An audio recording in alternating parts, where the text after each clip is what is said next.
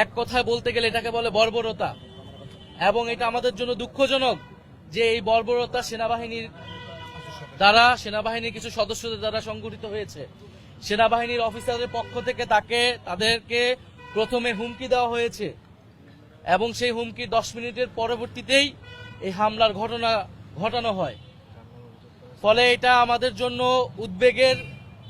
অন্তর্বর্তী সরকার আসলে কিভাবে পরিচালিত হচ্ছে, সেনাবাহিনী কাদের নির্দেশনায় পরিচালিত হচ্ছে এই বিষয়ে কিন্তু প্রশ্ন উঠছে।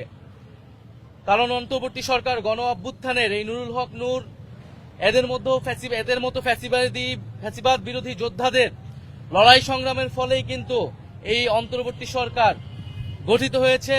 ফ্যাসিবাদ বিরোধী রাজনৈতিক দলগুলোর সমর্থনে অন্তর্বর্তী সরকার এখনো তাদের কার্যক্রম পরিচালনা করে যাচ্ছে। ফলে এই সময়ে তার উপরে হামলা, এটাকে আমরা খুবই গভীর উদ্বেগের সাথে দেখছি।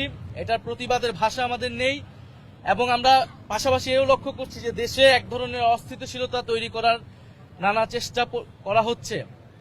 আমরা বলতে চাই যে বাংলাদেশের মানুষের প্রতি আমাদের অঙ্গীকার যে ফ্যাসিবাদী পক্ষকে আমরা কোনোভাবেই জায়গা করে দিব না, সুযোগ করে দিব না।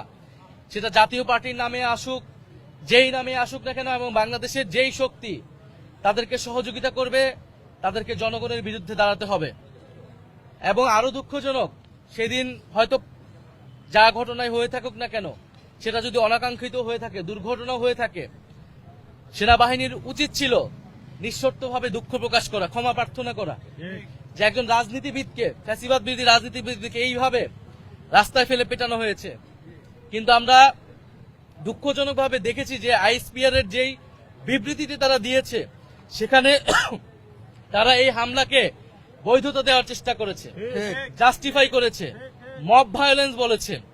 একটা গণতান্ত্রিক রাজনৈতিক দল তার কর্মসূচি, তার অফিসের সামনে সে সংবাদ সম্মেলন করছে, সেটাকে মব ভায়োলেন্স বলে সে সেনাবাহিনী এই হামলার বৈধতা উৎপাদনের চেষ্টা করেছে, এবং এটি আরো ন্যাক্কারজনক ঘটনা ঘটেছে। অন্তর্বর্তী সরকার তাদের অবস্থান ব্যক্ত করেছে, বিচারিক তদন্ত কমিটি করেছে, এবং সেনাবাহিনীর উচিত অবিলম্বে সেই বিবৃতি প্রত্যাহার করে এই ঘটনার জন্য দুঃখ প্রকাশ করা।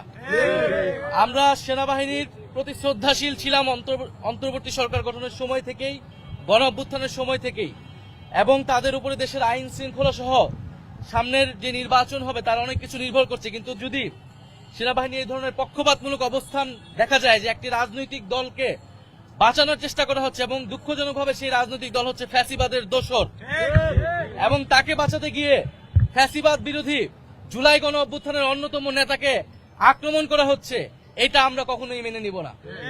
ফলে আমরা আশা করব যে সেনাবাহিনী তাদের এই অবস্থান পুনর্মূল্যায়ন করবে, এবং তাদের এই হামলার জন্য, তাদের এই ঘটনার জন্য এবং দুঃখ প্রকাশ করবে, এবং ভবিষ্যতে এই ধরনের ঘটনা